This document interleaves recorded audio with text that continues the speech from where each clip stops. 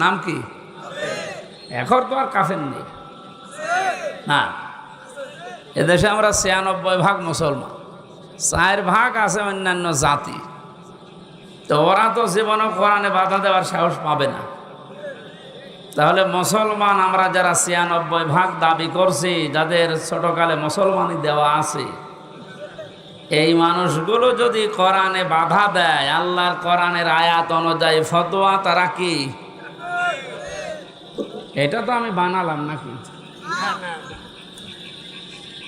সূরা হামিম সেজদার ২৬ নম্বর আয়াতে আল্লাহ জানিয়েছেন, ওয়াকালাল্লাযীনা কাফারু লা তাসমাউ লিহাযাল কুরআন ওয়ালগাউ ফীহি লাআল্লাকুম তাগলিবুন। আল্লাহ পাক বলেন, হে নবী, কোরআন নাজিল হওয়ার পরে কাফেরেরা সিদ্ধান্ত নিয়েছিল, এখনো নিচ্ছে, ভবিষ্যতে কিয়ামত পর্যন্ত যারা কাফের তারা এই সিদ্ধান্ত নেবে কি, লা তাসমাউ লিহাযাল কুরআন, হে পৃথিবীর মানুষেরা, এই কোরআন শুনতে যেও না, কোরআন শোনা যাবে না, এর প্রসারে যেভাবে হোক বাধা দাও, বন্ধ করে দাও। শুধু বাধা দাও, বন্ধ করে দাও, এতটুকু তারা শেষ করেনি। আল্লাহ বলেন, ওয়ালগাউ ফীহি, এটা কি করে বন্ধ হয় সেই চেষ্টা করো। দরকার হয় হট্টগোল বাঁধাও, ঢোল ডুকি তবলা বাজাও, বিশৃঙ্খলা তৈরি করো, আতঙ্ক তৈরি করো, যেভাবেই হোক এর প্রসারে বাধা দাও। লাআল্লাকুম তাগলিবুন, আশা করা যায় তোমরা বিজয় হবে। তোমরা যে চিন্তা ভাবনা নিয়ে চলতে চাও, ওই চিন্তা গালেব হবে। এই যে চিন্তাটা ছিল কাফেরদের, কাদের? তাহলে আজও দুনিয়াতে যদি কেউ এই চিন্তা ভাবনা নিয়ে কোরআনে কারিমের প্রসারে বাধা দেয়, বুঝবেন ওটা টাটকা নির্ভেজাল কাফের। আমাদের তো মনে করেন না, ওর নামের আগে মুসলমান লেখা আছে, মোহাম্মদ লেখা আছে, মসজিদের সভাপতি, ও ঈদগাহ কমিটির সেক্রেটারি। আরে ভাই, ও তো এই কি লালমনিরহাট মসজিদের সভাপতি, আর আবু জেহেল ছিল কাবা শরীফের সভাপতি। বলেন তো, কাবা শরীফের সভাপতি হওয়ার পরেও যদি ও কাফের হয়, এ লালমনিরহাট জেলার কোনো খবর আছে? একটাই কথা, ও বাধা দিয়েছিল কোরআনে। এই যে আয়াতটা বললাম, সূরা হামিম সেজদার ২৬ নম্বর আয়াত, ওই জামানায় যেহেতু ও ক্ষমতায় ছিল, ওর একটা সংসদ ছিল, নাম ছিল দারুন নদওয়া। ওই জায়গায় যে আইন পাশ করেছিল সেটা এইটা, যে সব চলতে দেওয়া যাবে, কোরআনের আলোচনা মুহাম্মদ যেখানে করবে ওইটা বাধা দেওয়া লাগবে। এই সিদ্ধান্ত কাফেরের। কার? এবার আমি একটু শক্ত কথা বলছি, কাফেরের জানাজা পড়া, দোয়া করা জায়েজ আছে? আপনারা মনে হয় আমার ভাষা বোঝেন না। কাফের মরে গেলে দোয়া করা জায়েজ আছে? জানাজা পড়া না। কেন বলেন তো? কারণ আল্লাহ তাকে মাফ করবে না। বিশ্বনবী মুহাম্মদুর রাসূলুল্লাহ নিজে পর্যন্ত, তার চাচা কাফের ছিল, তার চাচা কাফের ছিল না, তিনি একবার দুইবার না, কবরের পাশে যে আবু তালিবের জন্য দোয়া করেছিলেন, আল্লাহ তুমি আমার চাচা আবু তালিবকে মাফ করে দাও। সঙ্গে সঙ্গে জিবরাইল এসে বলেছেন, হে নবী, হাত নামান। কার জন্য হাত তুলেছেন? এই লোকটা আপনার চাচা, আল্লাহ ভালো করে জানে। এটা দুঃসম্পর্কের, গিরাম সম্পর্কের চাচা না, এটা আপন চাচা, আল্লাহ তাও জানে। কিন্তু লোকটা তো মুশরিক। লোকটা কি? আরো জোরে বলে। সে আল্লাহ একজন আছে বিশ্বাস করত, কাবা ঘর আল্লাহর ঘর, এইটাও বিশ্বাস করত, কিন্তু আল্লাহর বিধানের সাথে, আল্লাহর শক্তির সাথেও শিরিক করত। ও মারা যাওয়ার সময় আপনি বারবার ওর কানের কাছে গিয়ে বলেছিলেন, চাচা, ইয়া আম্মি আবি তালিব, লা ইলাহা ইল্লাল্লাহ হাজ্জুল লাকা ইনদাল্লাহি ইয়াউমাল কিয়ামাহ, রাহুল বুখারী। হে নবী, আপনি বারবার তাকে বলছিলেন চাচা, জোরে বলার দরকার নেই, শুধু কানের কাছে মুখটা নিয়ে আস্তে করে বলেন লা ইলাহা ইল্লাল্লাহ মুহাম্মাদুর রাসূলুল্লাহ বলা লাগবে না। শুধু আল্লাহর সাক্ষীটা আপনি দেন, রেসালাতার সাক্ষী আপনাকে দেওয়া লাগবে না, ওটা আমি নিজে সাক্ষী দিয়ে দেব। আপনি যদি আল্লাহর সাক্ষীটা যদি দিতে পারেন, আমি নবী মুহাম্মাদুর রাসূলুল্লাহ কিয়ামতের দিন আপনার জন্য ঝগড়া করে জান্নাতে পৌঁছে দেব। পাশে দাঁড়িয়েছিল আবু জাহেল আর আবু সুফিয়ান, ডাক দিয়ে বলছে, নেতা পড়বা, সারা জীবন বাপ দাদার ধর্ম অনুসরণ করলে এখন ভাতিজার নতুন ধর্ম গ্রহণ করে তুমি পরিবর্তন হয়ে যাবা, মানুষ তোমাকে মারা যাওয়ার পরে কলঙ্ক দেবে, মানুষ তোমাকে কাপুরুষ বলবে, ভীরু বলবে, একটা বদনাম ছড়িয়ে যাবে। নবীজি বারবার মুখের দিকে তাকিয়ে বলছিলেন, চাচা আপনি একটু বলেন না কেন, আমার কানের কাছে মুখটা নিয়ে বলেন, একবার বলেন। এই লোকটার শেষ কথা ছিল, মুহাম্মদ তোমাকে ভালোবাসি, পড়তে পারলাম না, কারণ আমি মারা যাওয়ার পরে মানুষ আমার বদনাম করবে যে আমি ভীরু ছিলাম, কাপুরুষ ছিলাম। মারা যাওয়ার আগে অন্তত বাপ দাদার ধর্মে চুন কালি দিয়ে আমি তোমার নতুন ধর্ম গ্রহণ করেছি। আমি পারলাম না, তোমাকে ভালোবাসি ঠিক, কিন্তু তুমি আমারে মাফ করে দাও। ও লালমনির হাটবাসী, কথাগুলো বিবেকের কান দিয়ে শোনেন তো। মাফ করার মালিক নবীজি কে? নবীজির মন খারাপ হয়ে গেল, সঙ্গে সঙ্গে কোরআনে কারিমের আয়াত নিয়ে ফেরেশতা জিবরাইল এসেছে, ইন্নাকা লা তাহদি মান আহবাবতা ওয়ালাকিন্নাল্লাহা ইয়াহদি মান ইয়াশা ওয়া হুয়া আ'লামু বিল মুহতাদিন। সূরা কাসাস 20 নম্বর পারা 11 নম্বর পৃষ্ঠা 9 নম্বর লাইনের 156 নম্বর আয়াত। এটা তাফসিরে ইবনে কাসিরের ভেতরে পাবেন। আল্লাহ পাক বলেন, হে নবী আপনি মন খারাপ করেন কোন কারণে? হেদায়েত তো আপনার হাতে আমি দেইনি যে যাকে ভালোবাসেন, যাকে মনে করেন, ইচ্ছা করেন তারই দিয়ে দেবেন।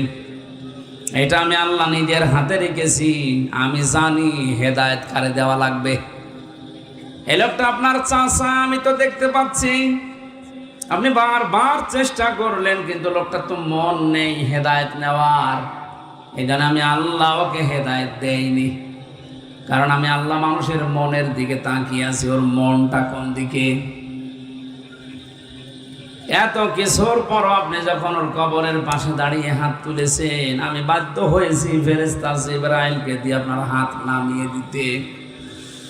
রামপুর বিভাগের মানুষেরা একটু ভাবেন যে নবী কোনোদিন হাত তোলা লাগে নাই, মনের ভেতরে কামনা আসলে দোয়া কবুল হয়ে যেত। উনি যদি দুনিয়া থেকে এক পা তুলতেন, সঙ্গে সঙ্গে আরো সে পৌঁছে যেত। আকাশের দিকে তাকিয়ে শুধু আঙ্গুলে ভাবে ইশারা দিয়েছিলেন, চাঁদ পর্যন্ত 2 টুকরা হয়ে গেছে। জীবিত অবস্থায় যদি বলেছেন হ্যাঁ, তামাম দুনিয়ার মানুষের জন্য এটা হালাল হয়ে গেছে, যদি বলেছেন না, তামাম দুনিয়ার মানুষের জন্য এটা হারাম। কত বড় পাওয়ার ছিল বলেন তো তার। এই মানুষটা নিজের চাচা মুশরিক, এজন্য আল্লাহ দোয়া ফেরত দিচ্ছে, কবুল হচ্ছে না। অথচ আমাদের এই দেশে টাটকা কাফের মুশরিক মরে যায়, আর আমরা দোয়া করে গরু জবাই করে ওরে জান্নাতে দিয়ে আসি, মনে হয় যে কন্ট্রাক্টরে নিয়েছে। জান্নাত তো হুজুরের বাবার নাকি? এ পোড়াটা একেবারে ধোকাবাজি ছাড়া কিচ্ছু না। কাফেরের জন্য, মুশরিকের জন্য দোয়া করা দূরের কথা, ওর কবরের পাশে দাঁড়ানো যায়। এটা তো আমি বানালাম, অবশ্য না। সূরা তাওবা 10 নম্বর পারা 19 নম্বর পৃষ্ঠা 84 নম্বর আয়াতে আল্লাহ ফতোয়া দিচ্ছেন, ওয়ালা তুসাল্লি আলা আহাদিম মিনহুম মাতা বাদাও ওয়ালা তাকুম আলা কবরি। হে নবী, এই লোকটার জন্য আপনি দোয়া করবেন না। আমি আল্লাহ আজকে রায় দিয়ে দিলাম, ওর কবরের পাশে আপনি দাঁড়াবেন না। লালমনিরহাটবাসী, কথাটা শক্ত, আল্লাহ শক্ত ভাবে ফতোয়া দিয়েছেন, এই জন্য একটু শক্ত লাগছে। কাফেরের জন্য জানাজা পড়া, দোয়া করাও জায়েজ নেই। অথচ আজ এই ডিজিটাল যুগে, স্মার্ট বাংলাদেশে আমাদের মনে হচ্ছে দিন দিন কাফের বেড়ে যাচ্ছে। কারণ কোরআনে বাধা দিলে সে যেই হোক ও কাফের। আজকের এই অনুষ্ঠানটা প্রচার করতে দিলেন না, কোন কারণে বলেন তো? কোরআনে কারিম এখানে প্রসার হবে, আপনি নিজেও জানেন।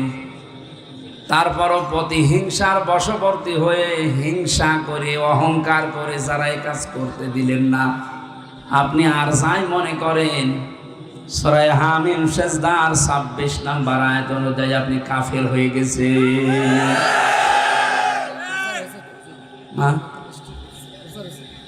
প্রচার হয়েছে।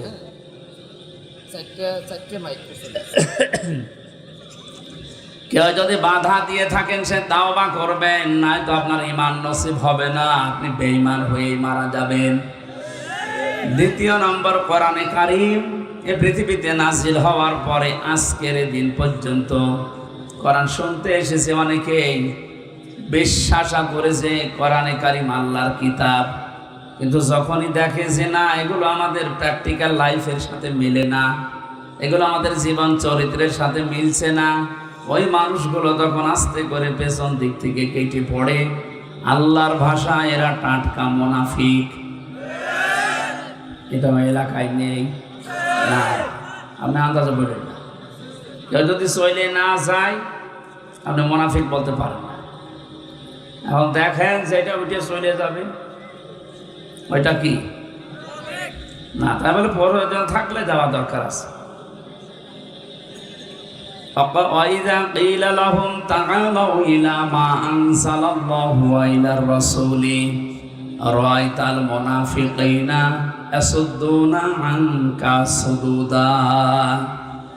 সূরা নিসা 5 নম্বর পারার 7 নম্বর পৃষ্ঠার প্রথম নম্বর লাইনের 61 নম্বর আয়াত। এটা ফি জিলালিল কোরআনে আছে। নবী হে, ওয়াইদা কিলা লাহুম তাআলাউ ইলা মা আনজালাল্লাহু ওয়া ইলার রাসূল, দুনিয়ার মানুষকে যখন আপনি বলবেন আসো, আল্লাহর বিধান কি আছে শোনাই, রাসূলের তরিকার দিকে আসো, আপনি দেখবেন রাআইতাল মুনাফিকিনা, অন্তরের ভেতরে যাদের গুড় আছে, বক্ষতা আছে, মুনাফিকি আছে, নেফাক আছে, ইয়াসুদ্দুনা আনকা সুদুদা, ও মানুষগুলো আস্তে করে পেছন দিক থেকে কেটে পড়বে। আমার মনে হয় এর চাইতে স্পষ্ট ভাবে ভেঙে ভেঙে বলা। তাহলে কোরআন বিশ্বাস করে, শুনতেও আসে, কিন্তু বাস্তবতার সাথে যখন ওর মিলতে চায় না, তখন কেটে পড়ে। এই ধরনের মানুষকে আল্লাহর নবী, আল্লাহ পাক বলেন মুনাফিক। আর মুনাফিকেরও জানাজা দোয়া করা জায়েজ নেই। এটা সূরা তাওবার সূরা 80 নম্বর আয়াতটা আব্দুল্লাহ ইবনে উবাই সম্পর্কে নাযিল হওয়া দলিল। 3 নম্বরে আল্লাহ পাক বলেন, কোরআন নাযিল হওয়ার পর থেকে কিয়ামত পর্যন্ত শুনবে 3 নম্বরে তারা হচ্ছে মুমিন। তারা কি? ইন্নামাল মুমিনুনা আল্লাযীনা ইযা যুকিরাল্লাহু ওয়াজিলাত কুলুবুহুম। হে নবী, এই দুনিয়াতে মুমিন তো তারা যাদের সামনে আল্লাহর নাম উচ্চারণ হলে তাদের অন্তরাত্মা কেঁপে ওঠে। ইয়াদের তাফসীর করতে গিয়ে তাফসীরে কোরআন বিল কোরআন আমি দেখেছি বাইজাবের ভেতরে আছে, এই যে 2-3 দিন আগে চলে গেল কোরবানি। এই কোরবানি যদি দুনিয়াতে কেউ কবুল করাতে চায়, পৃথিবীর ময়দানে তার 4টা গুণ থাকা লাগবে। যারা এলাকায় কোরবানি দিয়েছেন, আপনি দেখেন তো আপনারটা আল্লাহর আরশে পৌঁছিয়ে গেল কিনা। ওয়ালিকুল্লি উম্মাতিন জাআলনা মানসাকান আল্লাহ পাক বলেন প্রত্যেকটি জাতির জন্য আমি কোরবানির এই বিধান এটা দিয়েছিলাম, শুধু তোমাদের জন্য দিয়েছি তা না। দুনিয়া তৈরি হওয়ার পর থেকে এখন পর্যন্ত, এখান থেকে কিয়ামত পর্যন্ত এই বিধান থাকবে।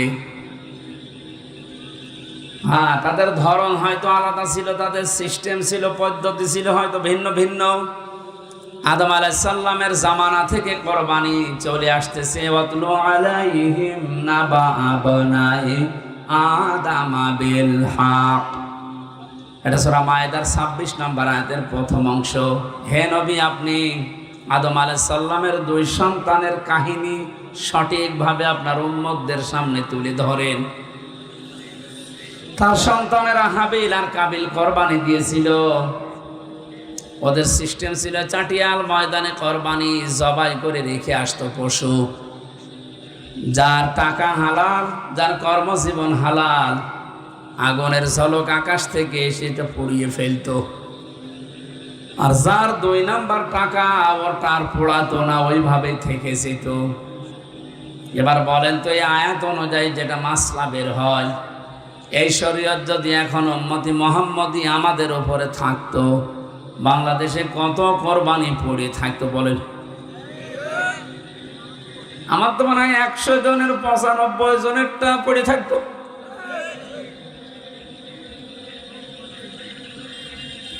ওনার যেমন পড়েছিল চাটিয়াল ময়দানে, মানুষ বুঝতো যেটা 2 নাম্বারে করে, এর টাকা হালাল না, ওর সাথে আত্মীয়তা করা, সম্পর্ক করা ওই সময় বাদ দিয়ে দিত। আল্লাহ আমাদের বাঁচিয়েছে যে ওই শরীয়তটা আমাদের উপরে নেই। ইব্রাহিম আলাইহিস সালামের পর থেকে এই যে পশু কোরবানি করার যে নিয়ম, এটা চলে আসছে। আল্লাহ রাব্বুল আলামিন নবী ইব্রাহিমকে এই পৃথিবীতে 50টা পরীক্ষা করেছিলেন, তার ভেতরে কোরবানি একটা। তার ঈমান সম্পর্কে পরীক্ষা ছিল 10টা, আমল সম্পর্কে পরীক্ষা ছিল 30টা, আর তার শরীরের ভেতরে 10টা পরীক্ষা আল্লাহ নিজে নিয়েছিলেন। পড়া জীবনী পড়ে দেখেছি, পড়া কোরআন শরীফের ভেতরে ইব্রাহিম নবী আলাইহিস সালামকে আল্লাহ 50টা পরীক্ষা করেছেন, আর প্রত্যেকটা পরীক্ষায় তিনি উত্তীর্ণ হয়েছিলেন। আল্লাহ তাকে যে বিশাল একটা লকব দিয়েছেন, লিন্নাসি ইমামা, হে ইব্রাহিম, আমি তোমাকে মানব জাতির জন্য নেতা বানিয়ে দিলাম। এটা খেলা করার জন্য দেয়নি, পরীক্ষা দিয়ে তিনি পাশ করেছেন, এরপরে আল্লাহ লকব দিয়েছেন। এখান থেকে একটা মাসলা বের হয়, আমি বলবো।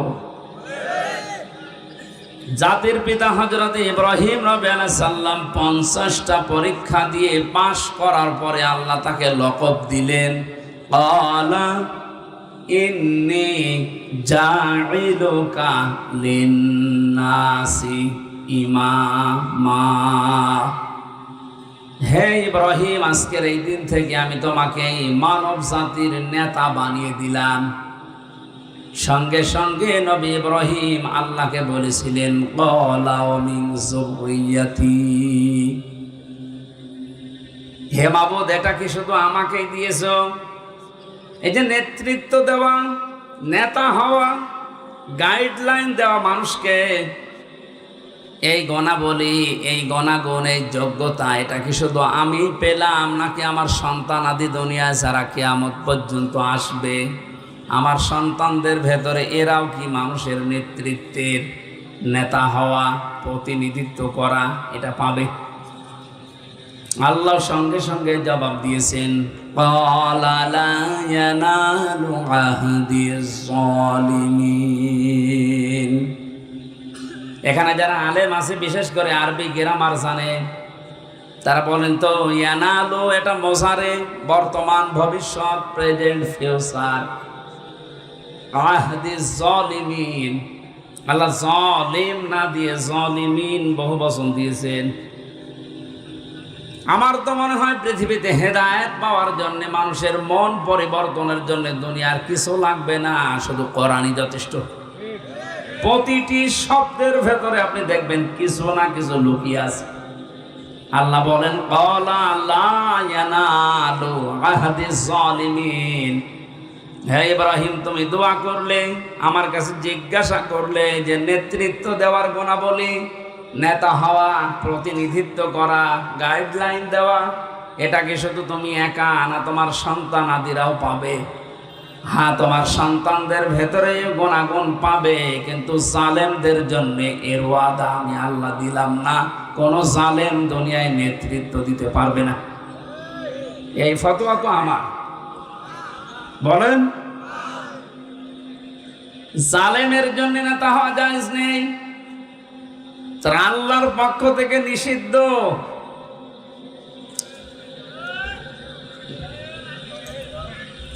অথচ তাম পৃথিবীর দিকে তাকালে একটা বিষয় আমরা ক্লিয়ার, এখন তাম দুনিয়ার দিকে তাকান, বড় বড় জালেম সারা দুনিয়াতে তারা আজ বড় নেতা হয়ে বসে আছে।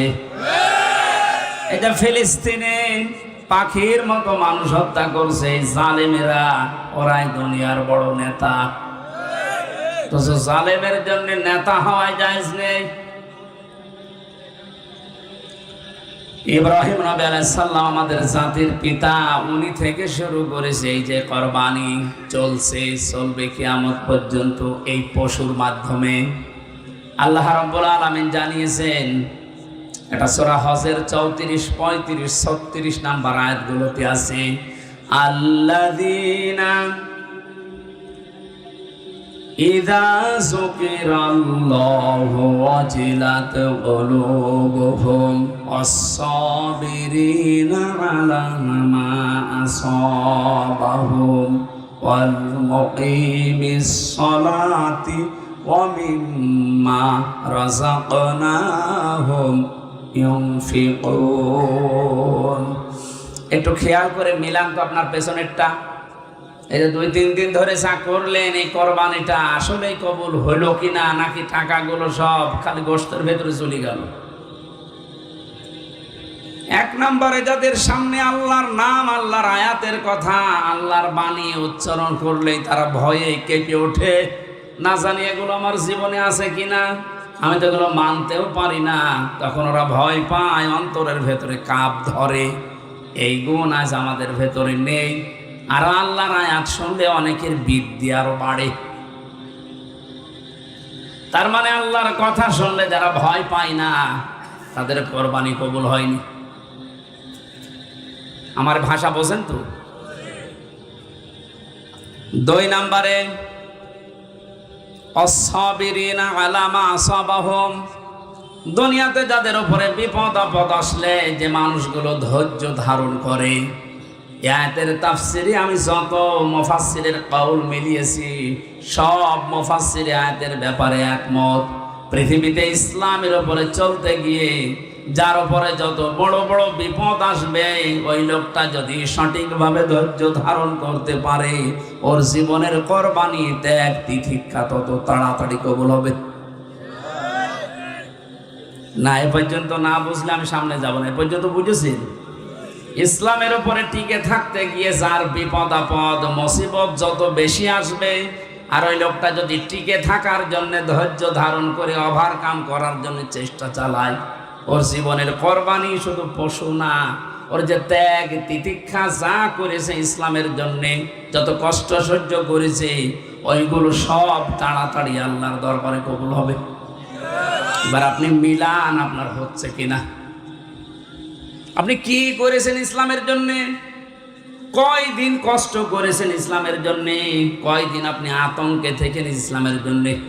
অথচ বিশ্ব নবীর মতো মানুষ জীবিত অবস্থায় 82 বার ইহুদিদের টার্গেট হয়েছিলেন, তাকে হত্যা করে ফেলবে।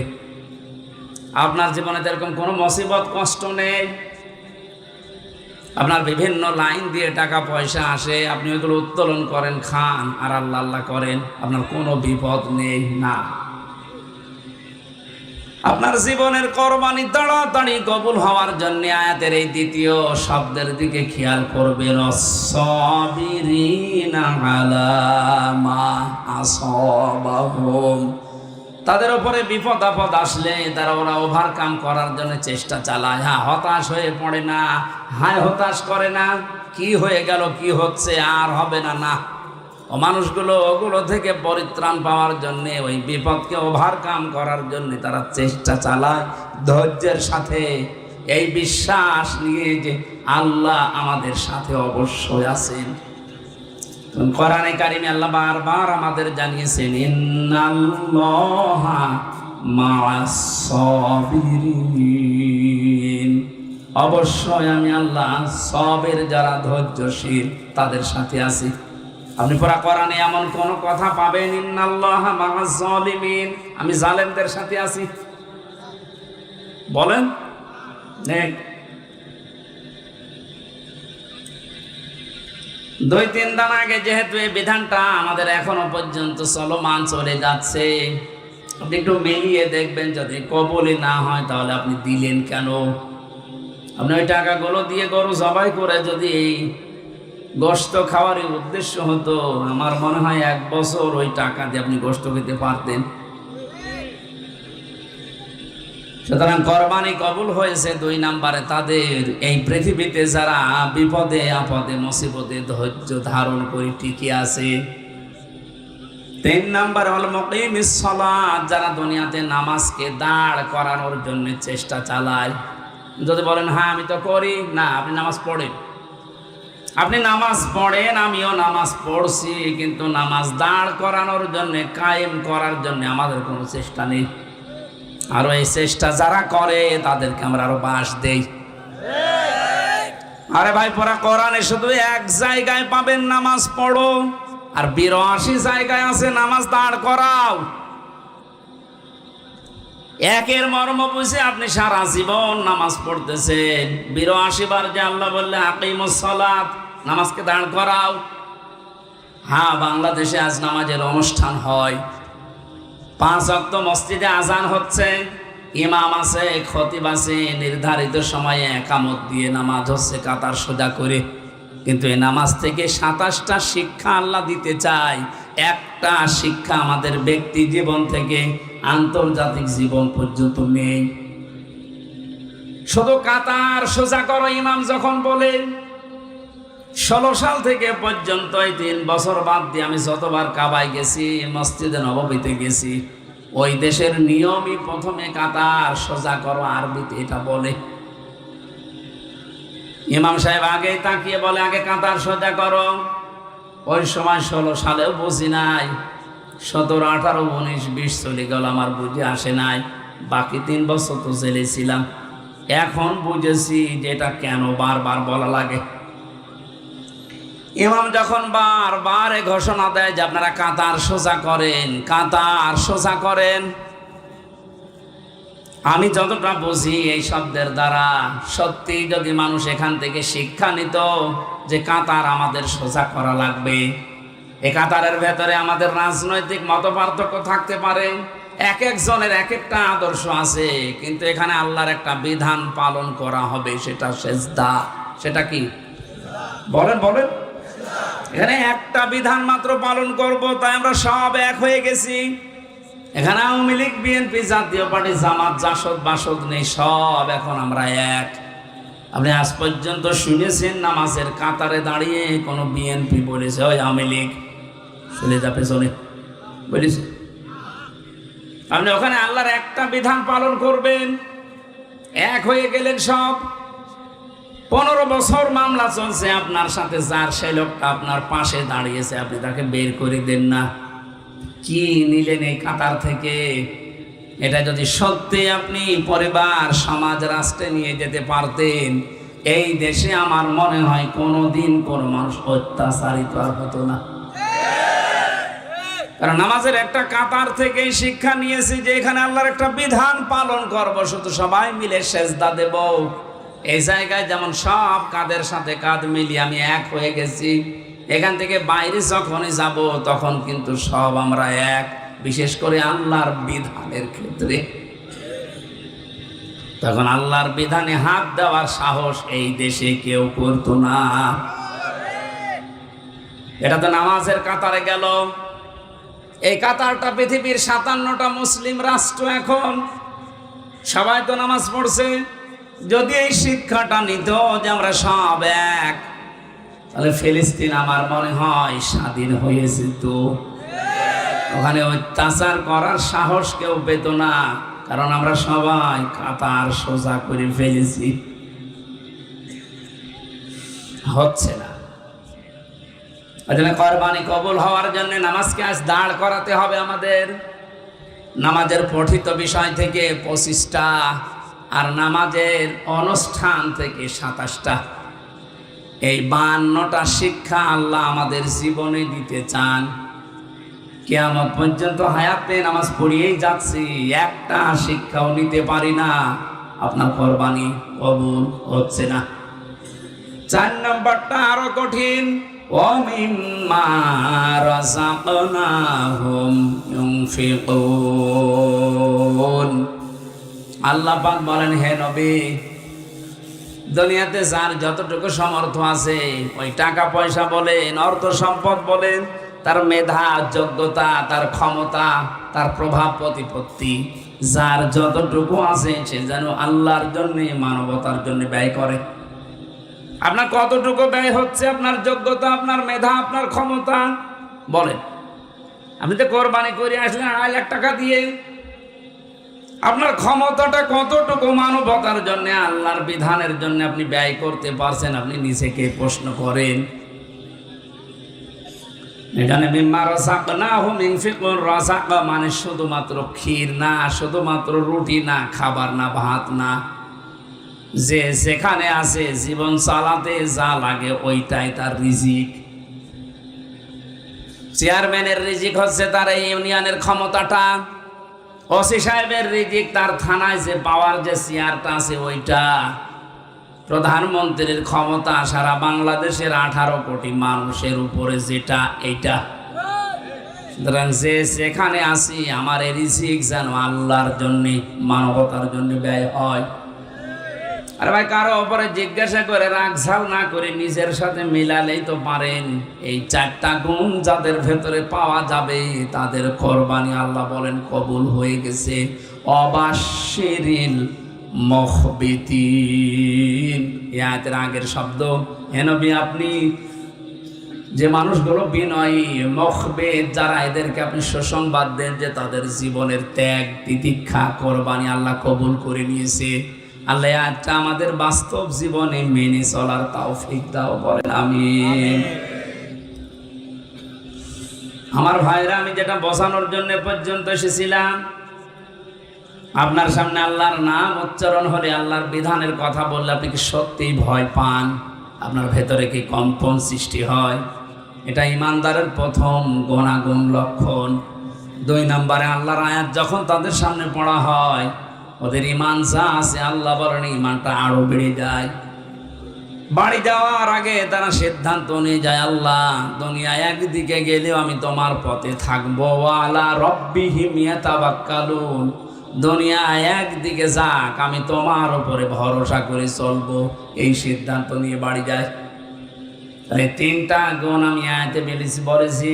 1 নম্বরে, আল্লাহর নাম শুনবে তাদের ভয় হয়, কলিজা কাঁপে। 2 নম্বরে, তাদের ইমান থাকলে ইমানটা আরো বেড়ে যায়। এই যে বেড়ে যায় সেটা টের পাবেন কি করে? আল্লাহর নবী বলেন, বাম স্তনের 2 আঙ্গুল নিচে একটা গোস্তের টুকরা আছে। যে মানুষগুলোর ইমান বেড়ে যায়, মানুষ যদি টের পেতে চায় তাহলে দেখবেন যে এই জায়গায় কাঁপতেছে, শরীরের পশমগুলো খাড়া হয়ে যাচ্ছে, আর মনের ভেতরে একটা অনির্বচন সুখ, আপনি আবেশ আলাদাভাবে পাবেন। ওটা টাকা পয়সা দিয়ে কিনতে পাওয়া যায় না। এখানে যদি 5000 লোক থাকে, সবার ভেতরে না আসবে না। যাদাতুহুম ঈমান, আল্লাহ তাদের ভেতরেই দেবেন অনির্বচন একটা সুখ, তারাই পাবে মনে মনে। আল্লাহ তাদেরকে বাতাসের মতো দান করবেন, যে মানুষগুলো এই সিদ্ধান্ত নিয়ে আজকে বাড়ি যেতে পারবে, আল্লাহ যতই কিছু আসুক আমরা তোমার উপরে ভরসা করে চলবো ইনশাআল্লাহ। কোরআন নাযিল হওয়ার পর থেকে যারা শুনতেছেন, এই মানবতা কয় শ্রেণীতে ভাগ হয়েছে? 3 শ্রেণী। বলেন কয় শ্রেণী? 1 ভাগ কাফের, 2 নাম্বার শ্রেণী মুনাফিক, 3 নম্বরে মুমিন। আল্লাহ আমাদেরকে 3 নম্বরে মুমিনের কাতারে শামিল হওয়ার তৌফিক দাও। দরুদ আর সালাম পড়ে সূরা বাকারার 177 নম্বর আয়াতের সরাসরি তাফসিরে আমরা প্রবেশ করছি। নামকরণ, বাংলা অর্থ এগুলো সব বাদ দিয়ে দিলাম, একবারে আমরা তাফসিরে যাচ্ছি। যে পৃথিবীতে অনেকেই আমরা মনে করি পশ্চিম দিকে মুখ ফিরিয়ে নামাজ পড়ছি, এইটা আমাদের ইবাদত। বছরে বছরে 1 মাস রোজা রাখছি, এইটাই আমার ইবাদত। সম্পদ আছে, বছরে বছরে হিসাব করে যাকাত দিয়ে দিচ্ছে, এইটাই আমার ইবাদত না। আল্লাহ বলেন এই পৃথিবীতে 10টা কাজ যারা দুনিয়ায় করতে পারে, এই মানুষগুলো যেন মনে করে যে না, আমি আসল নেকির কাজে আছি।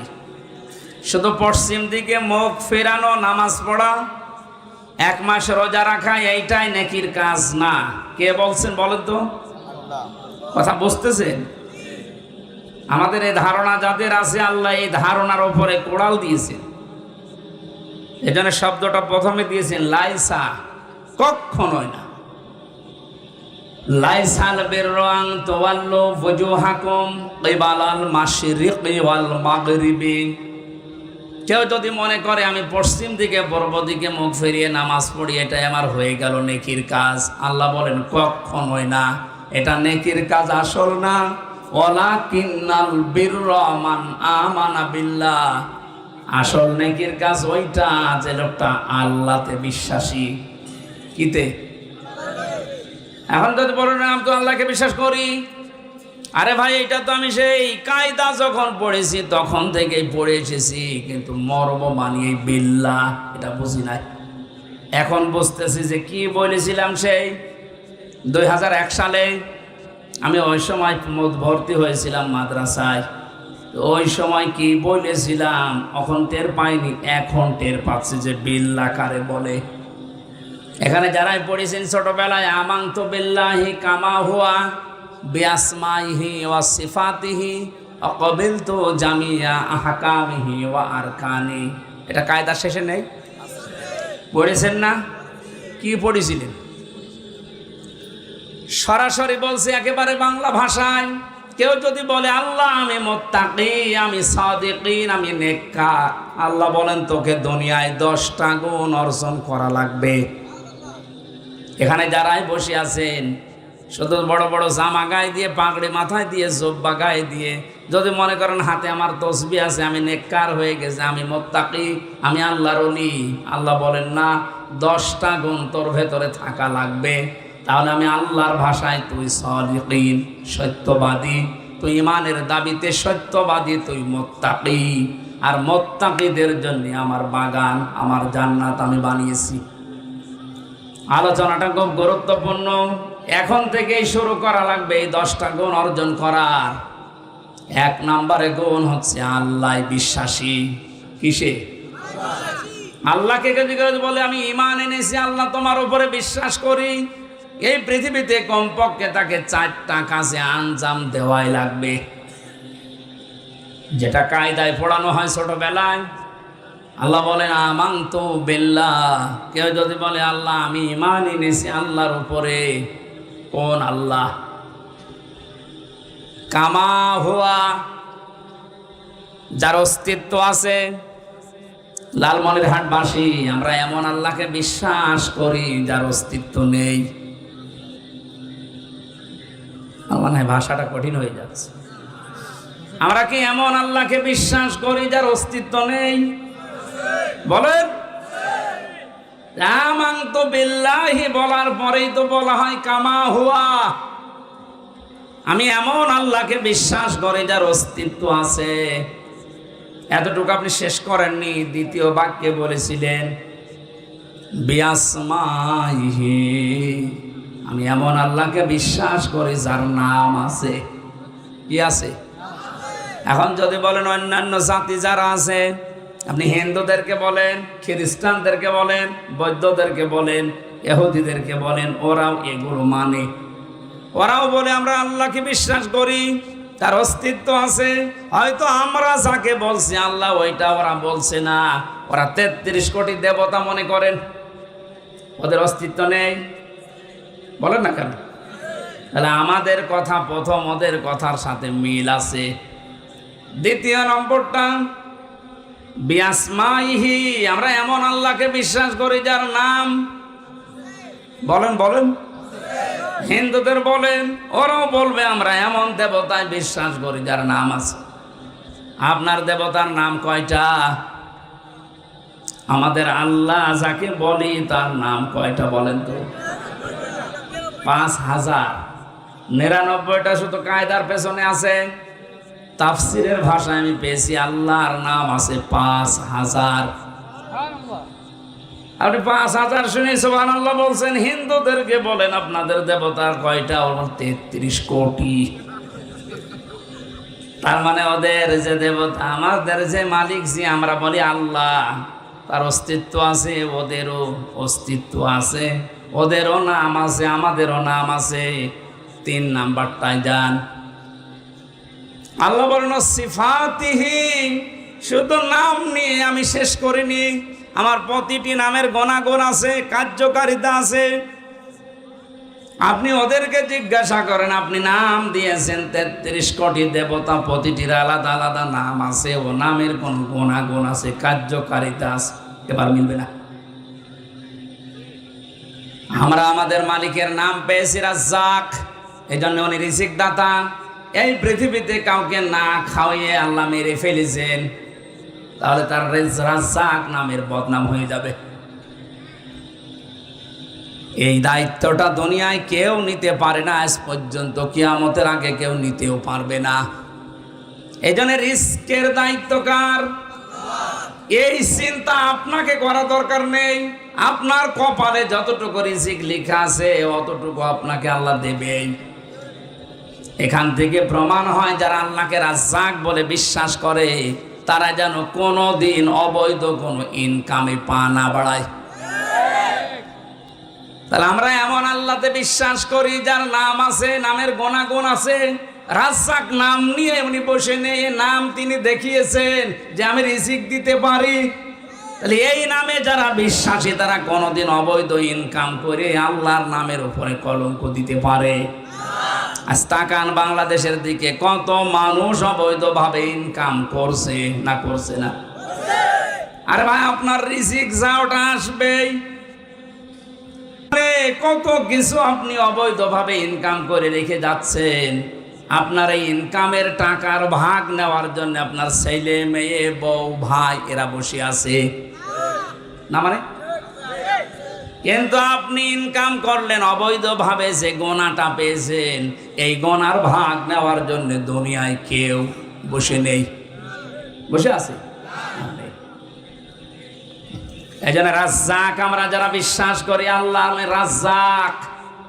আল্লাহ কি বলেন? উনি শুধু নাম নিয়েই বসে নেই, উনি এটা দেখিয়েছেন না দেখাননি? দেখাচ্ছেন।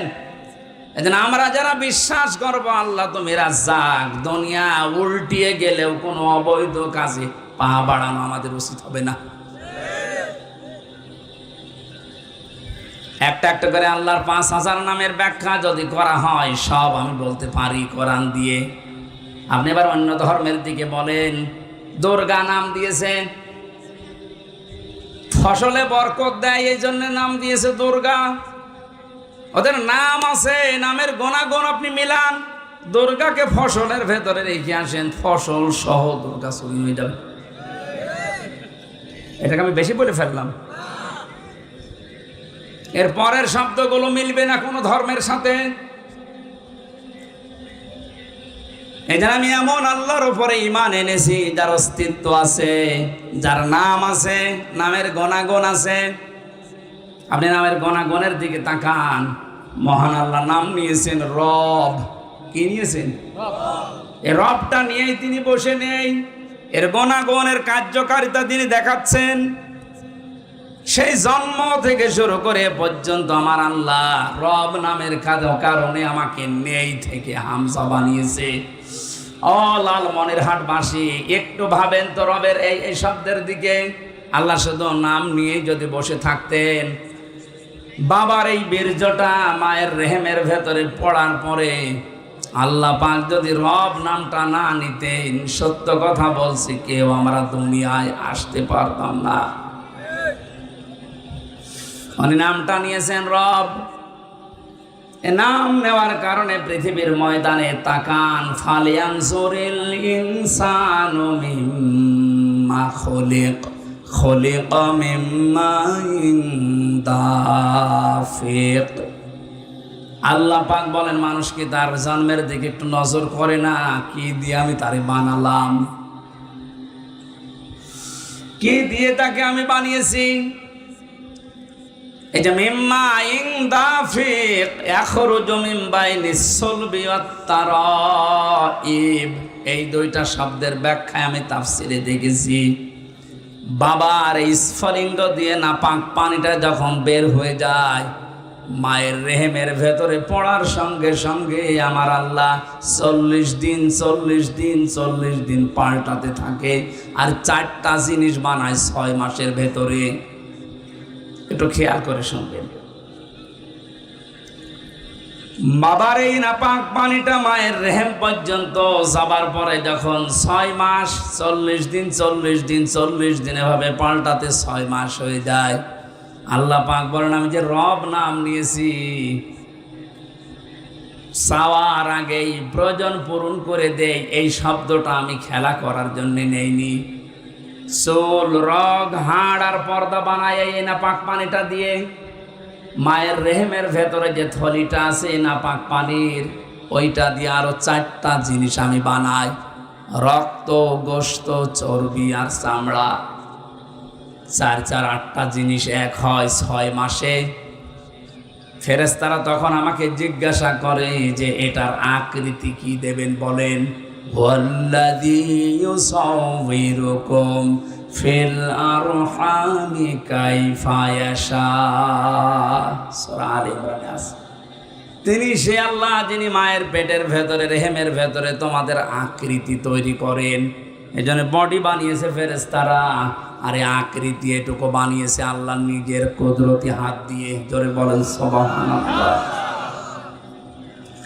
আল্লাহ রাব্বুল আলামিন বলেন, এবার শুধু আমি আকৃতি বানিয়েই তোরে ছেড়ে দেইনি, 5টা জিনিস এই রব নামের কারণে আমি আল্লাহ তোকে ভিক্ষা দিয়েছি, দান করেছি। একটু কথা বলবো। এটা সূরা নাহালের ভেতরে আছে 14 নম্বর পারার 14 নম্বর পৃষ্ঠার 14 নম্বর লাইনের 78 নম্বর আয়াতের মাঝের অংশে আছে, ওয়াজআলা লাকুমুস সামআ ওয়াল আবসারা ওয়াল আফইদা। আল্লাহ পাক বলেন, শ্রবণ শক্তি, দর্শন শক্তি, বাক শক্তি, আকেল শক্তি আর ঘ্রাণ শক্তি, এই 5টা আমার রব নামের কারণে আমি তোকে ভিক্ষা দিয়েছি। লালমনির হাটবাসী, কিসের উপরে জোর দিয়ে আল্লাহর বিধানে আপনি বাধা দিতে চান? আল্লাহর বিধান আপনি মানতে চান না বলেন তো? এই 5টা আর একটাও যদি আল্লাহ কম দিত, দুনিয়ায় আপনি আসতেন ঠিক, কিন্তু পূর্ণাঙ্গ হয়ে না, অপূর্ণাঙ্গ হয়ে। যদি দর্শন শক্তি আল্লাহ না দিত, দুনিয়ায় আপনি আসতেন কিন্তু কানা হয়ে। কথা বলেন না। যদি আকেল শক্তি না দিত, মানুষ আপনাকে পাগল বলতো। আকেল না থাকলে কি হয়? যদি শ্রবণ শক্তি না দিত, আপনি কালা হয়ে আসতেন দুনিয়ায়। বাক শক্তি না দিলে আপনি বোবা হয়ে আসতেন দুনিয়ায়। অনেক বোবা দুনিয়ায় আসে না। একটু ভাবেন না যে আল্লাহ যে 5টা জিনিস নিজে দিল, একটা যদি আমারে কম দিত, এখন আমারে পূর্ণাঙ্গ হামজা কেউ বলতো না। যদি দর্শন শক্তি না থাকতো, মানুষ আমারে বলতো কানা হামজা।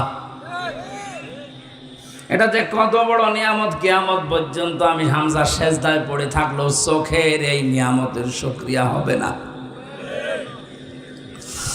2017 সালে একবার কুমিল্লাতে দাউদকান্দি মাহফিলে খাবার খাচ্ছিলাম, হঠাৎ আমার পাশে এক অন্ধ বসেছে। বিদ্যুৎ চলে গেল, আমরা চিল্লা পাল্লা করছি, তাড়াতাড়ি জেনারেটর চালু করেন, আলো নিয়ে আসেন। অন্ধ আমার হাত চেপে ধরে বলছো, হুজুর আপনি চিল্লাচ্ছেন, মাত্র 2 মিনিট কারেন্ট চলে গেছে, আপনি চিল্লান। অথচ 42 বছর আমার জীবনে কারেন্ট নেই। আমি তো চিল্লালাম না, আজ 42টা বছর আমি কারেন্ট কি বুঝি না। অথচ এর আগে আমি দেখতে পেতাম। এই যে শক্তিটা আল্লাহ আমার চোখ থেকে কেড়ে নেওয়ার কারণে আমি চিল্লা পাল্লা করি নাই, অথচ 1.5 থেকে 2 মিনিটে আপনারা সবাই চিল্লাচ্ছেন। তা আপনাদের মতো আমিও চিল্লাতে পারতাম, কারণ আমার কাছে রাত আর দিন, আলো আর অন্ধকার সমান। ওই দিন অন্ধ আমাকে আর একটা কথা বলেছিল, হুজুর দুনিয়াতে যাদের চোখ আছে এরা দুনিয়াতে তো দেখতে পায়, ঘুমিয়ে থাকলেও স্বপ্নেও কিছু দেখে। আর আমরা যারা অন্ধ এমনি তো দেখতে পাই না, ঘুমিয়ে থাকলেও স্বপ্নেও দেখি না, আর স্বপ্নে শুধু আওয়াজ শুনি। আমরা শুধু জীবনে শুধু আফসোস যে কিছু পেলাম না, কিছু পেলাম না, কিছু পাননি। মানে এই যে চোখটা পেয়েছেন, কিয়ামত পর্যন্ত আল্লাহর শুকরিয়া আদায় করে শেষ করতে পারবেন? আল্লাহ বলেন এই 5টা জিনিস যখন আমি দান করি তখন 13টা হয়। 8 5 13টা এক জায়গায় হওয়ার পরে আমি তখন পূর্ণাঙ্গ রূপ দেই। এই যে ছেলে হবে না মেয়ে হবে এই সিদ্ধান্তটা আমি আল্লাহর পক্ষ থেকে আসে। সুতরাং মেয়ে হলে যাদের মন খারাপ হয় এদের বর উপরে রাগ না, রাগ কার উপরে? আল্লাহর কোন সিদ্ধান্তে কেউ যদি রাগ করে ওর ঈমান থাকবে? এজন্য বড় উপরে রাগ করার বিষয় না। ছেলে হোক আর মেয়ে হোক যেন সুস্থ হয়, এটা দোয়া করেন। আল্লাহ তুমি যেইটা দিয়ে রাজি হও তোমার ব্যাপার, কিন্তু তুমি আমাকে সুস্থ সন্তান দিও। একটা অসুস্থ সন্তান যদি হয়, এই বাবা আমার মনে হয় দুনিয়াটায় জাহান্নাম হয়ে যায়। আপনি টের পান না? মাঝে মাঝে দেখেন না? আল্লাহ রাব্বুল আলামিন বলেন আল্লাহু আখরাজাকুম মিন বুতুনি উম্মাহাতিকুম লা তা'লামুনা শাইআ। 8 5 13টা জিনিস 6 মাসের ভেতরে আমি একত্রিত করে ফেলি, তখন আস্তে করে বাচ্চার আকারে আমি পৃথিবীতে তোকে নিয়ে আসার জন্য সিদ্ধান্ত নেই ফেরেশতাদের দিয়ে। আমার প্রশ্ন আসে, মানুষের দুনিয়াতে আসার সর্বনিম্ন বয়স কতদিন?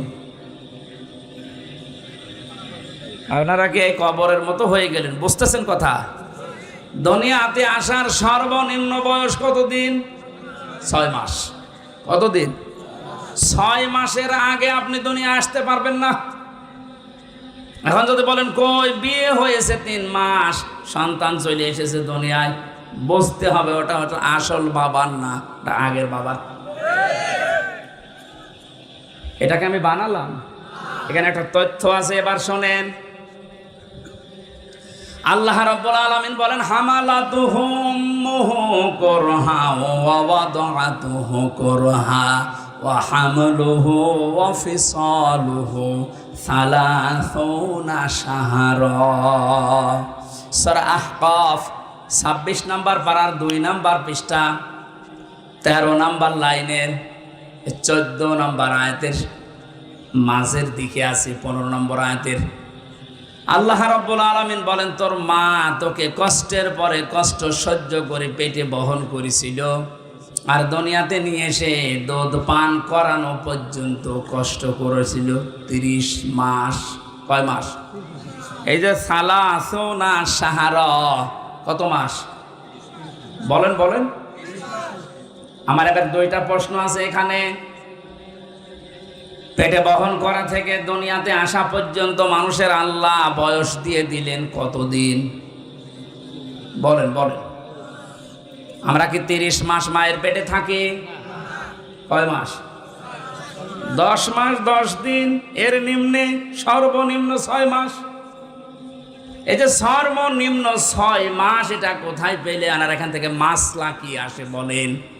কান খাড়া করে শুনবেন, আমি গতানুগতিক কথা বলি না, যে কথা বলি ওখান থেকে শিক্ষা নিয়ে আসি আগে। আল্লাহর ঘোষণা ছিল তোকে 30 মাস তোর মা পেটে বহন করা আর দুধ খাওয়ানো, এই 2টা কষ্ট স্বীকার করেছে 30 মাস। আমরা দুনিয়ায় দেখতে পাচ্ছি আমাদেরকে আমার মা 30 মাস পেটে রাখে না, 30 মাস দুধও খাওয়ায় না। এবার আয়াতের ব্যাখ্যা আল্লাহ নিজে দিয়েছেন সূরা বাকারার 233 নম্বর আয়াতে, ওয়াল ওয়ালিদাতু ইরদি'না আওলাদাহুন্না হাওলাইনি কামিলাইনি লিমান আরাদা ইয়তিম্মার রাদা। ভালো করে খেয়াল করেন, হে পৃথিবীর মায়েরা, এখানে আলেম যারা আছে ভালো করে দেখবেন, হে পৃথিবীর মায়েরা, তোমাদেরকে আমি আল্লাহ আদেশ করলাম সন্তান যাদের আছে দুনিয়াতে তাদেরকে কমপক্ষে 2 বছর দুধ খাওয়ানো লাগবে। এ আদেশ কার? কাকে করলেন? আপনারা আলেম না এখানে কেউ? কি কোরআন শরীফ পড়েন? আমি ভুল বলছি তারপরও বলছেন ঠিক আছে। এরকম জায়গায় ওয়াজ করা তো সহজ।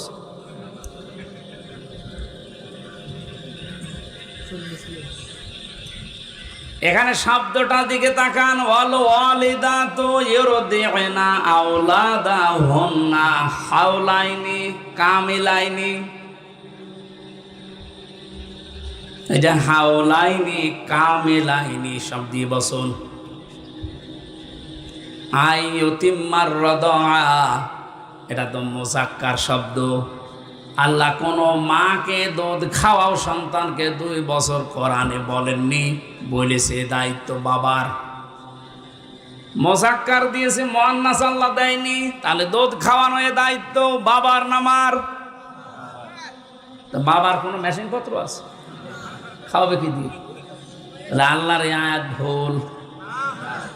কোন মা জন্মের পরে যদি সন্তানকে দুধ না খাওয়ায় মায়ের গোনা হবে না, কারণ এ দায়িত্বটা মায়ের না, এ দায়িত্ব কার? বলেন। আপনার উচিত আপনার সন্তানকে দুধ খাওয়াচ্ছে আপনার স্ত্রী, তাকে শুকরিয়া জানানো, ধন্যবাদ জানানো, তার পেছনে খরচ করা। এই জন্যই তো নবীজির ওই জামানায় আমরা দেখেছি সন্তান হওয়ার পরেই তায়েফ থেকে মায়েরা এসে টাকা পয়সা দেওয়ার মাধ্যমে তাদেরকে দুধ খাওয়াতো। এমনকি নবীজি মুহাম্মদ রাসূলুল্লাহকেও দুধ খাওয়াইয়েছে, দুধ মায়ে হালিমাতুস সাদিয়া।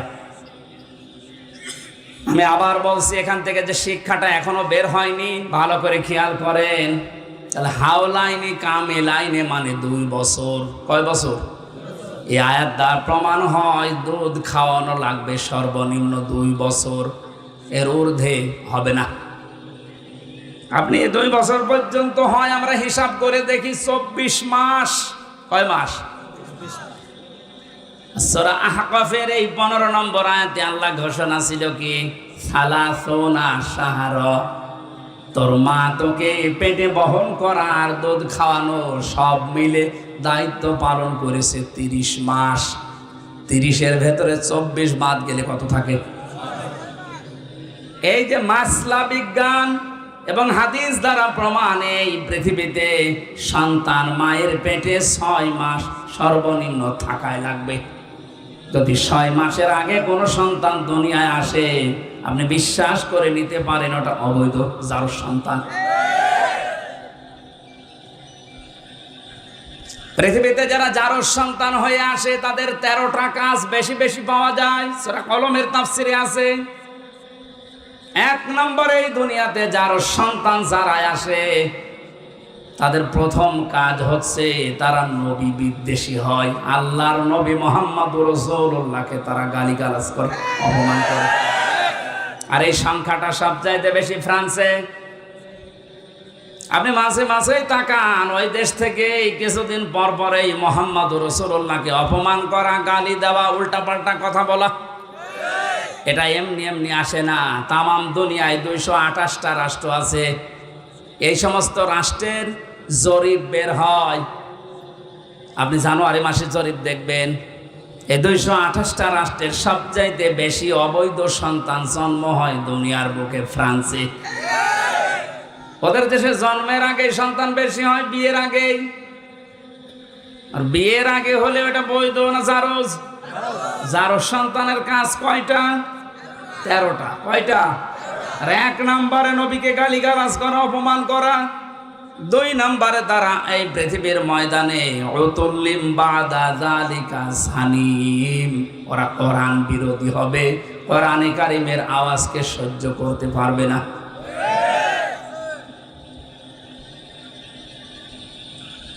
আমার আলোচনাটা গভীরে গেছে, এই জন্য আপনারা ওইদিকে টের পাচ্ছেন না। পৃথিবীর ময়দানে জারজদের যে কাজগুলো, এই যে 6 মাসের কথা আমি বলছিলাম, আল্লাহ রাব্বুল আলামিন বলেন 40 দিন 40 দিন 40 দিনে বিভিন্ন আকার আকৃতি আমি কিন্তু দেই। সুম্মা খালাকনান নুতফাতা আলাকাতান ফাখালাকনাল আলাকাতা মুদগাতান ফাখালাকনাল মুদগাতা ইযামান ফাকাসাউনাল ইযামা লাহমা। এই বীর্যটা 40 দিনের পরে আমি আল্লাহ আলাক থেকে মদগা বানাই, এরপরে রক্ত দিয়ে চর্বি দিয়ে চামড়া দিয়ে আস্তে আস্তে করে একটা বডি স্ট্রাকচার তৈরি করি, আমি ঢেকে দেই। বাচ্চার আকারে 6 মাসের পরে যে কোনো একটা সময় তোরে দুনিয়ায় বের করে নিয়ে আসে। এদের দিকে সবচাইতে বড় শিক্ষা আমি যেটা পেয়েছি মেয়েদের জন্যে, আজ 100 জনের 98টা মহিলারা এই আয়াতের বিশ্বাস হারিয়ে ফেলেছে। আল্লাহ ঘোষণা দিলেন যে বাচ্চার আকারে বের করে নিয়ে আসার দায়িত্ব হামজার। কার? আল্লাহু আখরাজাকুম, আল্লাহ বলেন আমি তোদেরকে বাচ্চার আকারে বের করব, ফি বতুনি উম্মাহাতিকুম, তোদের মায়ের পেট থেকে। আজ হাজারো মহিলা সঠিকভাবে আর সন্তানগুলো স্বাভাবিকভাবে নরমালে আর জন্মই দিতে পারছে না। 100 জনের 98 জন এখন সিজার করা লাগছে। এই আয়াতের উপর থেকে তাদের বিশ্বাস উঠে গেছে, কারণ সন্তান দুনিয়াতে পেটে আসার পরে স্বামীকে খালি বারবার বোঝায়, আমার সনো করো, আমার আল্ট্রাসাউন্ড করে দেখো এটা জন্ডিস না লেডিস।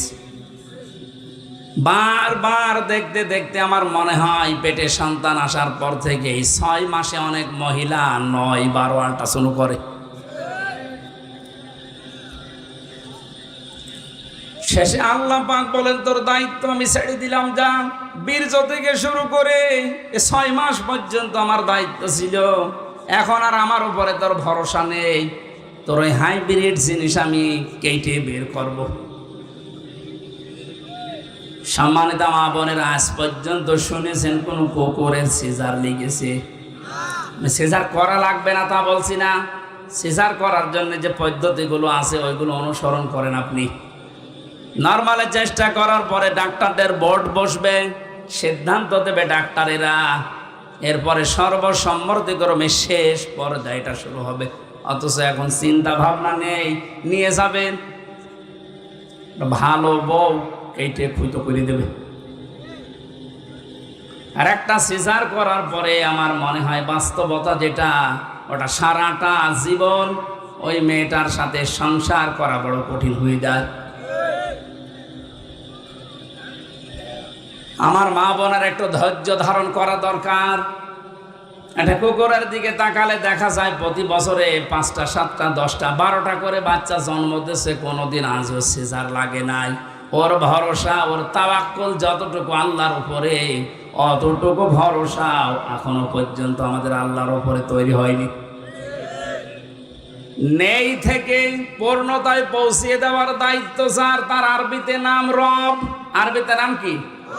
বলেন বলেন। এ রবের উপরে যার যতটুকু ভরসা বাড়বে। আমার যে ছোট্ট মেয়েটা, আমি যখন 1 বছর ওর ছিল ওই সময় চলে গেছি, ওই সময়ের কথা বলছি, সেই 20 সালে। ওরে আমি যখন উপরের দিকে একটু ছুঁড়ে মারি, যত উপরে তুলি এভাবে তত হাসাহাসি করে। আর আমার সবচেয়ে বড় মেয়েটা ওই সময় ছিল 7 বছর বয়স, এখন 10। ওরে যত উপরে একটু তুলে ধরি কান্নাকাটি করে। আমার বড় মেয়েটার বিশ্বাস আমার উপরে এই যে আমার বাবা আমার উপরের দিকে ছুঁড়ে মারলে আমি যেহেতু ভারী হয়ে গেছি, আমার ধরতে পারবে না। আর আমার যদি ধরতে না পারে মাটিতে পড়লে আমি ব্যথা পাবো। ছোটটার ওই ভরসা না আমার উপরে, এত বিশ্বাস ওর আমার বাবা উপরে যতই ছুঁড়ে মারুক নিচে হাত পেতে থাকবে। কথা বলছে না, আমার পড়তে দেবে না। আমার এই ফারিহা জান্নাত ছোট মেয়েটা যতটুকু বিশ্বাস আমার উপরে করে, আমরা বান্দা হিসাবে এখনো পর্যন্ত আল্লাহর উপরে ভরসা আনতে পারি না। আমার কথার অর্থ বোঝেন? জন্মের পর থেকে শুধু রব রব নাম শুনেছি। আমার আল্লাহর অস্তিত্ব আছে, নাম আছে, নামের গুণাগুণ যে আছে, কার্যকারিতা আছে, এটা আজ পর্যন্ত শুধু কায়দাই থেকে গেল। আমাদের প্র্যাকটিক্যাল লাইফে আজও সেট হইল না। এরকম একটা একটা করে ৫,০০০ নাম যদি আপনি কোরআন থেকে বের করতে পারেন আর মিলাতে পারেন, যাদাতুহুম ঈমানা, আপনার ঈমান মাস্ট বি বাড়বে। কোরআনের তাফসীর গুলো এই জন্য জাতির সামনে করা লাগে। আমরা যেহেতু ঈমানদার, আমরা মুমিন, আমাদের ঈমান, আমাদের আমল এটা বাড়ানোর জন্য কোরআন কেন্দ্রিক আলোচনা দরকার। শুধু পূর্ব দিকে পশ্চিম দিকে মুখ ঘুরিয়ে ঢেপ দিলাম, সেজদা দিলাম, আমার ইবাদত হয়ে গেল, আমার নেকি হয়ে গেল না। আল্লাহ বলেন আমার উপরে ঈমান আন, আমি একজন আছি, আমার নাম আছে, প্রতিটি নামের কার্যকারিতা আছে, গুণাগুণ আছে। এতটুকু শেষ করেননি। অকবিলতু জামিয়া, আমি কবুল করে নিলাম। জামিয়া মানে সব কিছু। আহকামিহি ওয়া আরকানি, আল্লাহর যত আহকাম আছে, হুকুম আছে, রোকন আছে, আল্লাহ পাক এই পৃথিবীতে ইসলামের রোকন দিয়েছেন কয়টা? 5টা। বলেন বলেন। এই যে আরকানিহি, তার রোকনগুলো আমি মেনে নিলাম। আহকামিহি, তার হুকুমও মানলাম। হুকুম কয়টা? 500। কয়টা? আরো জোরে বলেন। 500 হুকুম আমি মানলাম, 5টা রোকন মানলাম। বলেন তো এবার সেই ছোটবেলায় কায়দা ইমাম সাহেব যা পড়িয়েছে, আমানতু বিল্লাহি কামা হুয়া বিআসমাইহি ওয়া সিফাতিহি ওয়া ক্বাবিলতু জামিয়া আহকামিহি ওয়া আরকানিহি, এখানে যে 5টা বিষয় আমরা পড়লাম, একটাও এখন আমাদের বাস্তব কর্মজীবনে মিলছে নেই। আল্লাহর উপরে ঈমান আমাদের হচ্ছে না। এই পড়া এই শব্দগুলোর সাথে যদি আমি পরিচিত হয়ে মেনে নিতে পারি, তাহলে আমার আল্লাহর উপরে ঈমান আছে। আর এইটাই হচ্ছে আসল নেকির কাজ। তো নেককার হওয়ার জন্য সাদিকিন, সত্যবাদী, মুত্তাকি, এটা হওয়ার জন্য গুণ দিয়েছিল। এটা আল্লাহ কয়টা? বলেন বলেন কয়টা? আল্লাহর উপরে ঈমান আনতে হবে, যে আমানতু বিল্লাহি যেভাবে পড়লাম এইভাবে। 2 নম্বরে কিয়ামতের বিশ্বাস।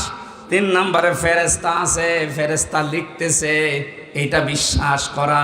4 নম্বরে অল কিতাব, কিতাব বিশ্বাস করা।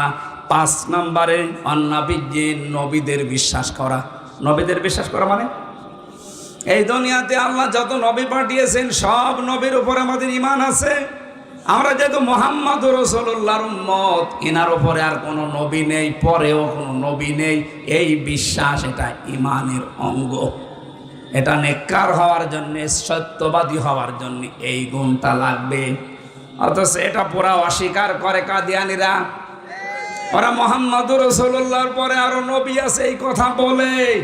ওরা ঈমানের দাবিতে সত্যবাদী না মিথ্যাবাদী? এজন্য রাষ্ট্রীয়ভাবে ওদেরকে কাফের ফতোয়া দেওয়া এটা জরুরি। ইহুদিরা যেমন, খ্রিস্টানরা যেমন, হিন্দুরা যেমন, কাদিয়ানেরা ঠিক ওইরকম। ওদের সাথে যদি কেউ বিবাহ শাদী আত্মীয়তা করে, তাহলে এই আয়াত অনুযায়ী সেও কাফের।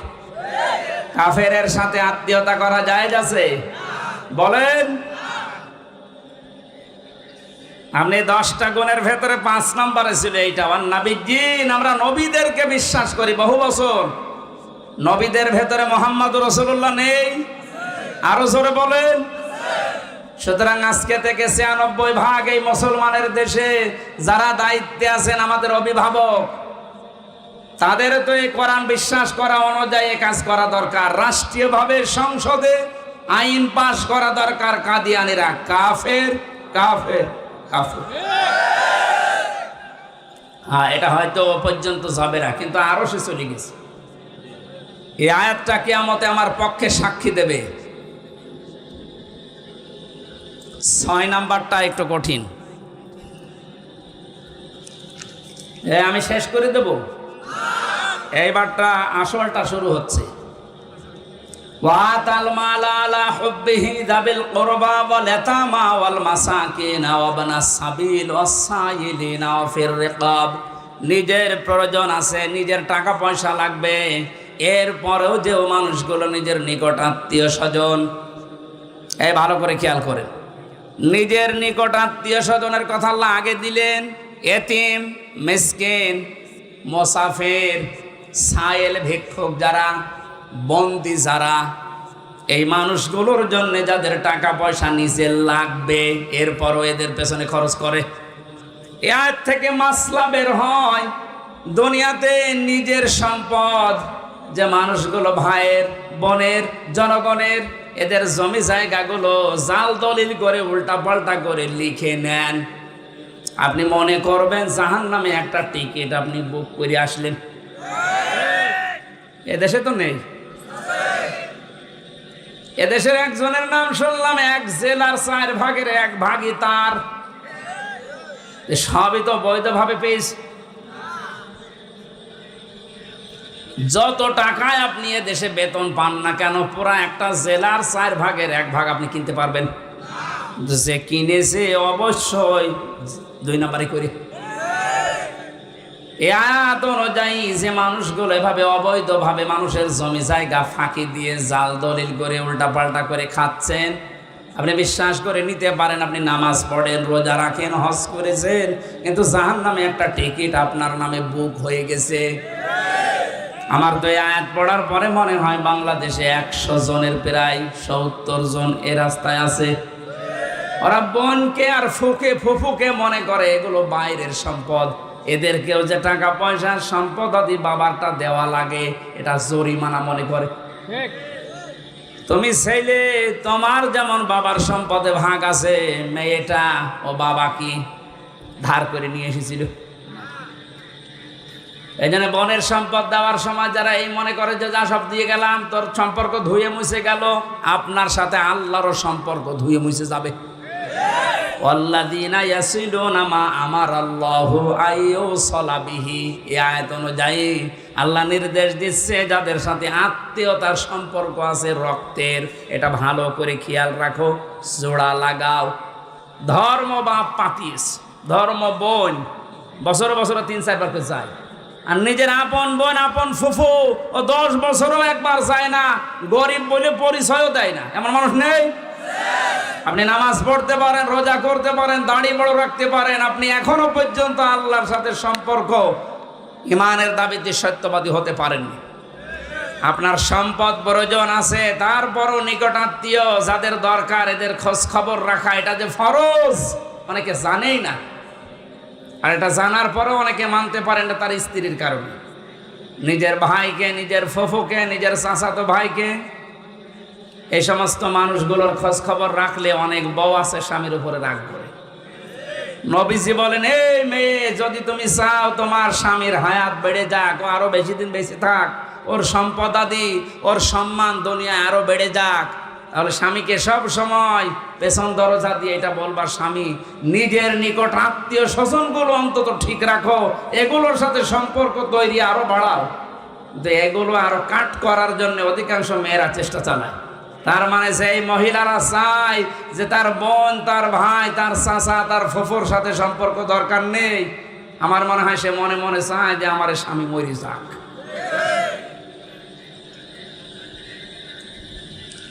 রংপুর বিভাগে এরকম মহিলা নেই। আজ 100টার 98টা পরিবার ধ্বংস হয়ে যাচ্ছে শুধু মেয়েদের এই ছোট মনের কারণে। নিজের নিকট আত্মীয় স্বজন, মা বাবা, বোন, ভাই আসলে স্বামীকে দিয়ে বাজার করায়। আর যদি নিজের স্বামীর মা বাবা, বোন, ভাই আসে, স্বামী যদি একটু কিছু করে, অনেক মহিলার মন খারাপ হয়, রাগারাগি করে, বিছানা আলাদা করে ফেলে। এই মহিলা নামাজ, রোজা, হজ, যাকাত করতে পারে, তাহাজ্জুদ পড়তে পারে, ওই মহিলা জাহান্নামী, কারণ সে আল্লাহর সম্পর্ক ছিন্ন করে দিয়েছে। এজন্য নেককার যদি হতে চান, নিকট আত্মীয় যাদেরই আছে, রক্তের সম্পর্ক অন্তত যাদের, ফুফু, চাচা, এগুলো খুব খেয়াল করা দরকার। আর এগুলোর সাথে সম্পর্ক আমাদের বেশি খারাপ।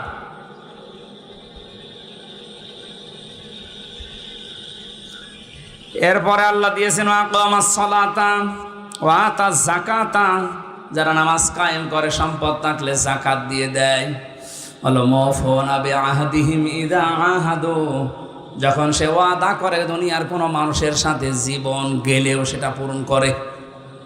এই যে চেয়ারম্যান সাহেব যে সমস্ত ওয়াদাগুলো ভোট নেওয়ার আগে করেছে, উনি যদি নেককার দাবি করে মুত্তাকি হতে চায়, ওই ওয়াদাগুলো এখন পুঙ্খানুপুঙ্খানু ওনাকে আদায় করা লাগবে।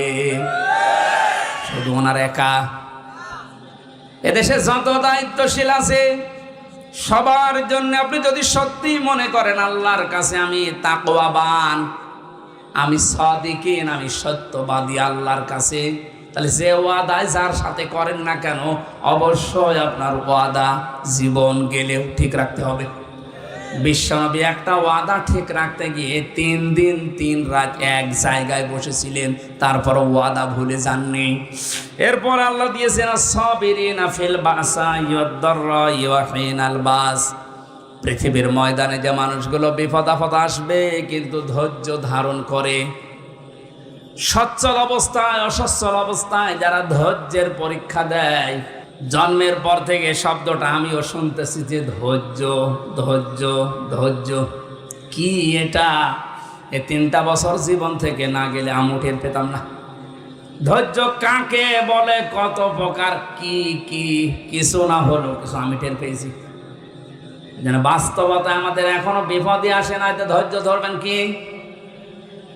সচ্ছল অসচ্ছল অবস্থায় আমাদের উপরে যাই আসুক না কেন, যারা ধৈর্য ধারণ করে টিকে থাকতে পারে, ওভারকাম করার জন্য যারা চেষ্টা চালায়, এই 10টা গুণ আল্লাহ আমাদেরকে দান করেছেন, অর্জন করার জন্য আহ্বান জানিয়েছেন। উলাইকাল্লাযীনা সাদাকু, আল্লাহ বলেন 10টা গুণ যারা অর্জন করবে ঈমানের দাবিতে আমার নিকটে, তারা সত্যবাদী। তারা কি? সিদ্দিকে আকবরকে আল্লাহ পাকের নবী দিয়েছেন সিদ্দিক, মানে সত্যবাদী। সত্যি যদি এই 10টা গুণ কেউ দুনিয়াতে অর্জন করতে পারে, কিয়ামতের দিন সে সিদ্দিকে আকবর আবু বকরের সাথে জান্নাতে যেতে পারবে। উলাইকা হুমুল মুত্তাকুন, আল্লাহ পাক বলেন এরাই মুত্তাকি। মাসালুল জান্নাতিল্লাতী ওয়াইদাল মুত্তাকুন, আরে মুত্তাকিদের জন্য এমন এক বাগান আমি বানিয়েছি যে বাগানের বর্ণনা কোনো কান শোনে নাই, চোখ দেখে নাই, কোনো হৃদয়ের কল্পনাও কোনোদিন উদয় হয় নাই। আমাদের আসল টার্গেট যেহেতু ওইটা, এমন বাগান আল্লাহ বানিয়েছে মুত্তাকিদের জন্যে, কোনো কান শোনে নাই, চোখ দেখে নাই, হৃদয় কল্পনাও আসে নাই। ওই বাগান আল্লাহ আমাদেরকে যেন 10টা গুণের মাধ্যমে দান করেন, বলেন আমিন।